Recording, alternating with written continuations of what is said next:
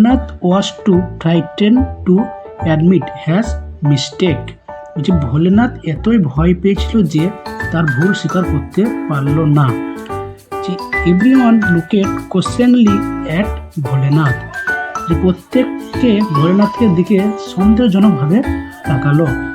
বলছে in the meantime the tiger disturbedly and confuse by all the people had charged through the rope. ঠিক এই সময়ে সমস্ত লোকের কোলাহলে বিরক্ত ও হতভম্ব হয়ে বাঘটি পুরো দড়িটি চিবিয়ে ফেলল।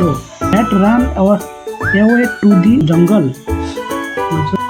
এটি জঙ্গলে ছুটে পালালো। দি ভিলেজ ওয়ার ক্লিপস এবং গ্রামবাসীরা স্বস্তি পেল। ভোলেনাথ নাও ওয়াজ অ্যান অপরেনলি টু দি গ্রাম। ভোলেনাথ এতই বড়াই করার একটি সুযোগ পেল যে it is all capture the tiger last night. বলছে আমি তো গত রাত্রে বাঘটিকে ধরে এনেছিলাম। ভোলেনাথ বলছে I even pulls it ears. এমনকি আমি একটি প্রাণ ধরে টেনে এনেছিলাম। ভোলেনাথ এনিয়ানলি প্রাউডলি। ভোলেনাথ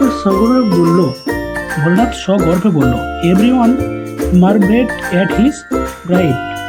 প্রত্যেক তার সাহসের কথা ভেবে অবাক হলো। Soon the news of Bholenath গ্রাইভ রিচ দি কিং। ভোলেনাথের এই আশ্চর্যের ঘটনাটা রাজার কাছে পৌঁছালো। The king was highly impressed এবং রাজা কথাটি শুনে খুশি হলেন। He made Bholenath the commander in chief of the Kings army. এবং ভোলেনাথকে তার সৈন্যদের মধ্যে সব থেকে রাজা সৈন্যদের মধ্যে 1 নম্বর করে দিল। Bholenath and his wife were give her house to live in. এবং ভোলেনাথ এবং তার স্ত্রীকে একটা সুন্দর বাড়ি রাজা গিফট করলেন।